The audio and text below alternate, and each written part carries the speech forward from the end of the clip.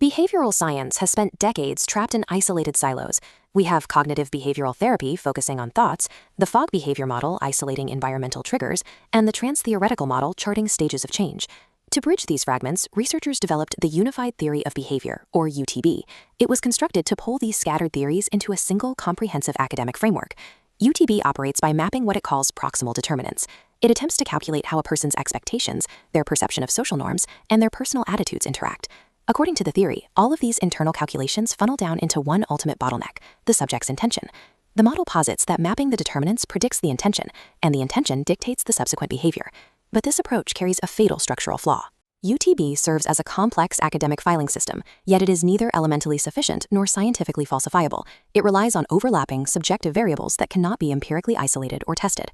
Any model relying on intention as its primary engine cannot structurally close the loop on behavioral change. Having the intention to act is entirely separate from having the architecture to execute. This leaves a massive gap between academic theory and real-world results. To actually bridge that execution gap, behavioral science must abandon predictive guessing games and adopt a cybernetic structural framework.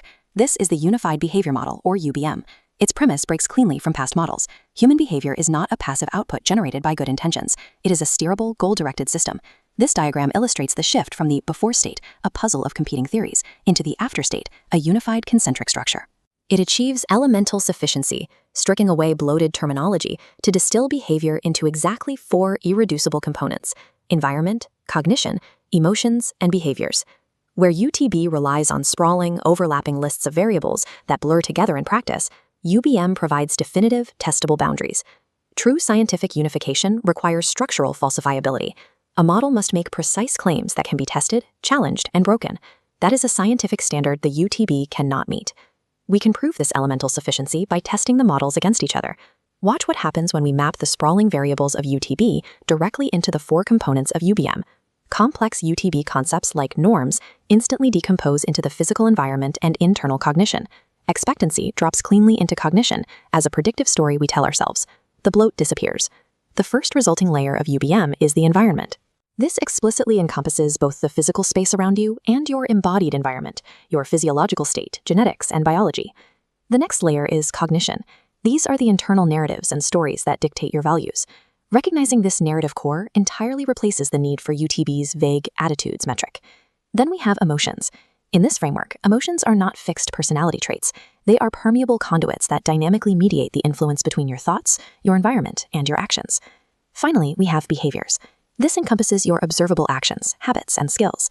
These behaviors are shaped by the other 3 elements, but they also actively shape the system in return.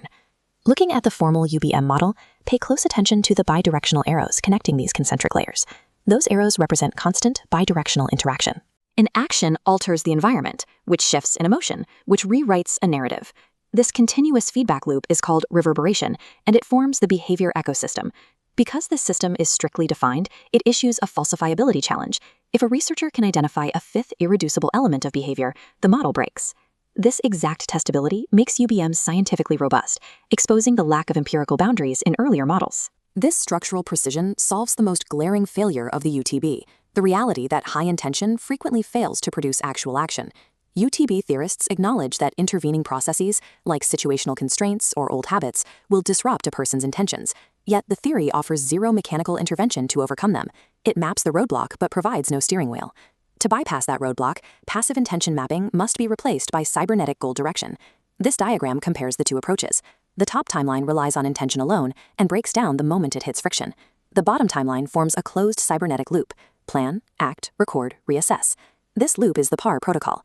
It serves as the operational engine for the unified behavior model, providing continuous, structured feedback. P.A.R.R functions as a rigorous, practical application of the scientific method, executed directly by the individual to test and refine their own daily routines.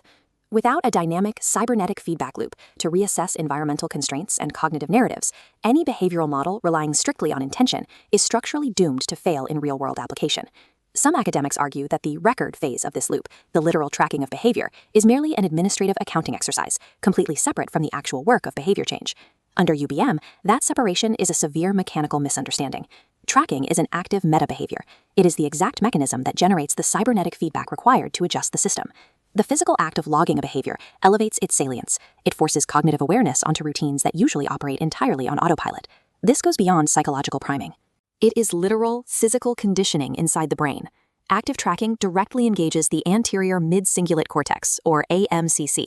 This specific neural hub regulates persistence, conflict monitoring, and effortful control. Tracking is not an external measurement of the system. It is a neurological scalpel that actively reshapes the brain's biological capacity for sustained, goal-directed action. When an individual applies this metacognitive awareness to their own behavior ecosystem, their relationship to their actions undergoes a mechanical shift. They transition from a passive tenant who merely experiences their environment to an active architect who designs it. Look at this diagram of the architect state. Notice the spotlight cutting across the concentric circles. That spotlight represents the user actively deploying the P.A.R.R. protocol.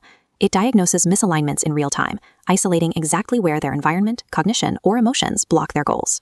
This metacognitive awareness is the central mechanism of agency. It grants individuals the power to transcend automatic, conditioned reactions and deliberately steer the system. Because the model is elementally sufficient, we can zoom out and watch these systems interact. The exact same 4-part framework scales seamlessly. It maps the clinical diagnosis of a single patient just as accurately as it maps the complex, interactive culture of an enterprise-level organization. Elemental sufficiency is the strict prerequisite for teachability. It transforms UBM from an abstract theory confined to academia into a functional diagnostic tool across all levels of human interaction. To summarize the fracture, the unified theory of behavior only describes what theoretical variables might influence a subject's intention to act.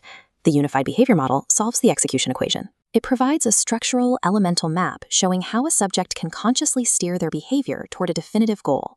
Human behavior is not a random byproduct of shifting intentions and societal norms.